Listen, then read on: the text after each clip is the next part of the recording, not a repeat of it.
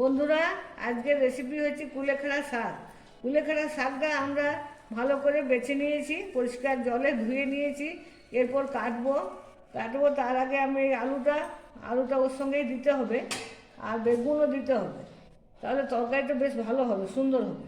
ওটা একটু মশলা দিতে হবে, আর মশলাগুলো দেখিয়ে দিচ্ছি। উপকরণটা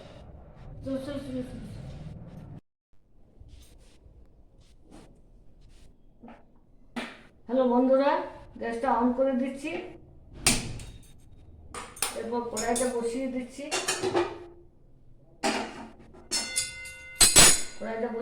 কড়াইটা গরম হয়ে যাক।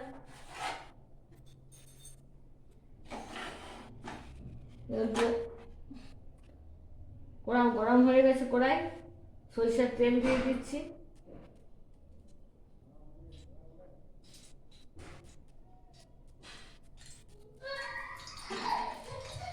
এরপর শুকনো লঙ্কা দিয়ে দিলাম।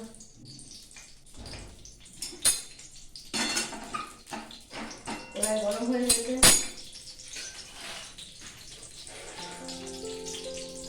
কড়াইটা গরম হয়ে গেছে, তেল এসে গেছে।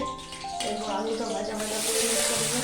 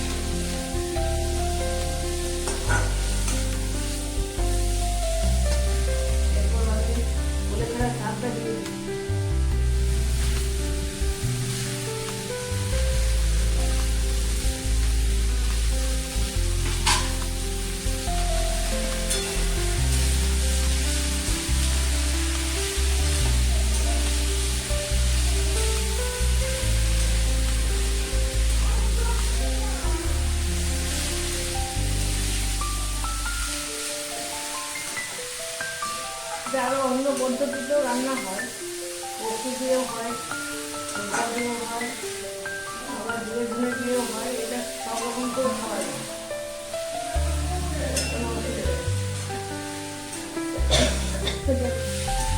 এদের পক্ষে কাজে লাগে।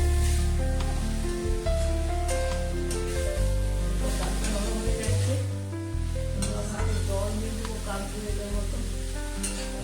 দিয়ে দেবো।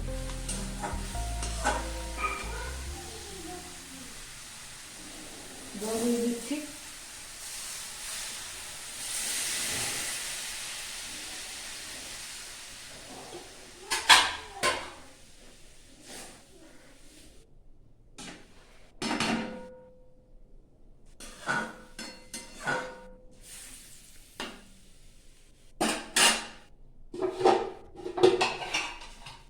ঢাকা দিয়ে দিচ্ছি।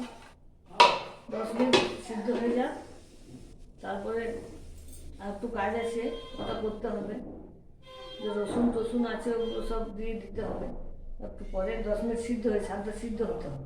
এই শাকটা অনেকক্ষণ সিদ্ধ হয়। এটা পালং শাক বা কলমি শাকের মতো নয়, এটা একটু বেশি সময় লাগে। বন্ধুরা, শাকটা হয়ে গেছে, কুলেখাড়া শাক।